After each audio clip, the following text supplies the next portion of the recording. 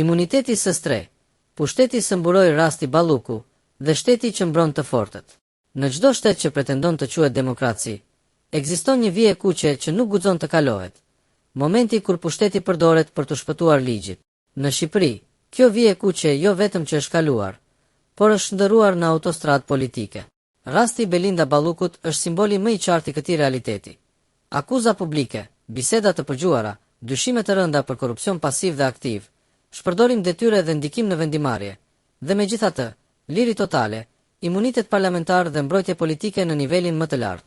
Pyetja nuk është më a ka prova. Pyetja është se këto prova nuk prodhojnë asnjë pasojë politike, juridike dhe morale. Një emër ërdëllë kudo, një përgjegjësi ka shfaqet askund. Në vitet e fundit, emri i Belinda Ballukut ka qenë i pranishëm në 10 dosje, raportime mediatike, denoncime publike dhe investigime që lidhen me sektorin e energjisë koncesione, strategjike kontrata publike me vlera kolosale ndërhyrje në institucione të pavarura biseda, të përgjuara që ngren dyshime serioze mbi ndikimin e saj në procese vendimarrëse. Në çdo demokraci europiane, 1/10 e këtyre dyshimeve do të mjaftonte për pezullim të menjëhershëm nga detyra dhe hapje të një hetimi të thelluar pa asnjë mburojë politike. Në Shqipëri ndodhe kundërta. Sa më shumë dalin fakte, aq më e fortë bëhet mbrojtja. Kjo nuk është rastësi, është sistem. Imuniteti parlamentar, garanci demokratike, armë për të ikur drejtësisë. Imuniteti parlamentar u mendua si mekanizëm për të mbrojtur deputetët nga ndjekja politike arbitrare. Sot, në Shqipëri, ai është kthyer në parzmore për korrupsionin e pushtetit. Belinda Balluku nuk është thjesht një deputete. Ajo është ministre figur, kyçe e një sektori me interesa miliardëshenjeri, me akses të drejt për drejt në vendimarrje strategjike. Dhe megjithatë, asnjë hap për heqjen e imunitetit, asnjë debat serioz parlamentar, asnjë presion real institucional, sepse imuniteti nuk po shërben më për demokracinë, por për mbajtjen gjallë të një elite të paprekshme. Bisede përgjuara, zëra flasin, shteti bie sikur e ka dëgjon. Në vendet normale, përgjimet janë prova delikate, por të fuqishme. Në Shqipëri, ato trajtohen si zhurmë politike. Kur qytetarët dëgjojnë biseda që sugjerojnë ndikim të paligjshëm ndërmjetësim për favore përdorim, pushteti për interesa private. Dhe asgjë nuk ndodh, mesazhi është i qartë. Ligji vlen vetëm për të dobëtit. Askush nuk po thot shpallni fajtore, por çdo shtet serioz do të thoshte largohuni derisa të sqarohen dyshimet. Në Shqipëri, dyshimi nuk pezullon, nuk turpëron, nuk largon. Përkundrazi, forcon radhët.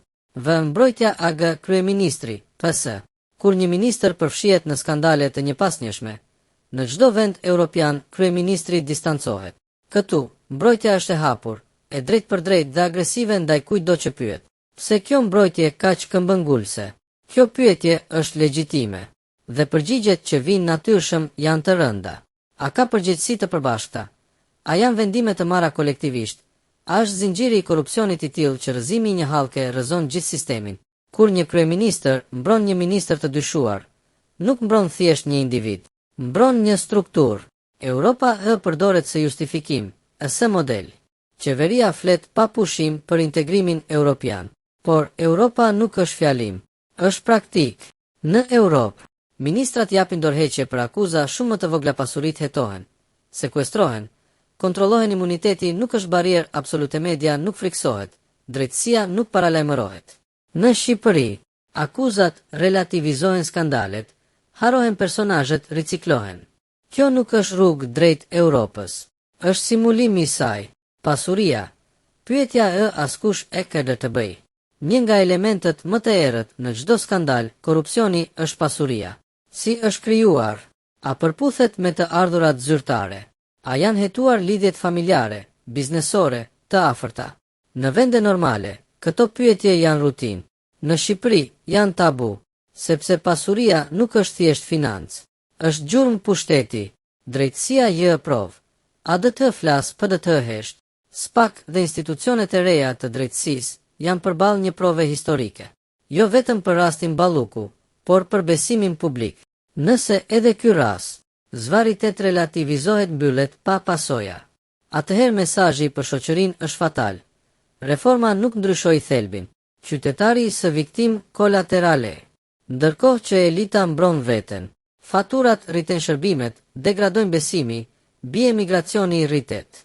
Qytetari paguan koston e korrupsionit jo në teori, por çdo ditë. KAK është çështje gjinore, është çështje pushteti. Kritika ndaj Ballukut nuk ka të bëjë me gjinin. Përkundrazi, është fyese për gratë që përfaqësimi femëror të identifikohet me mbrojtje imuniteti dhe pandëshkueshmëri. Kjo është çështje pushteti, jo gjinje. Një shtet mbron të dyshuarit, të vërtetën. Për sa kohë që imuniteti është më i fortë se ligji, pushteti mbron vetëndrejtësia, heziton Europa, përdoret si fasadë. Shqipëria nuk do të ecë përpara. Rasti Balluku nuk është një rast personal. Është simbol i një sistemi që refuzon të pastrohet. Dhe derisa pyetjet të mos marrin përgjigje reale, derisa mbrojtja politike të mos zëvendësohet me hetim të pavarur, derisa pasuria të mos ndiqet me ligj, ky vend do të vazhdojë të ketë ministra të lirë, qytetar të varfër dhe drejtësi në pritje. Kjo nuk është Europë, është shtet i kapur që flet europianisht, por vepron si askund tjetër.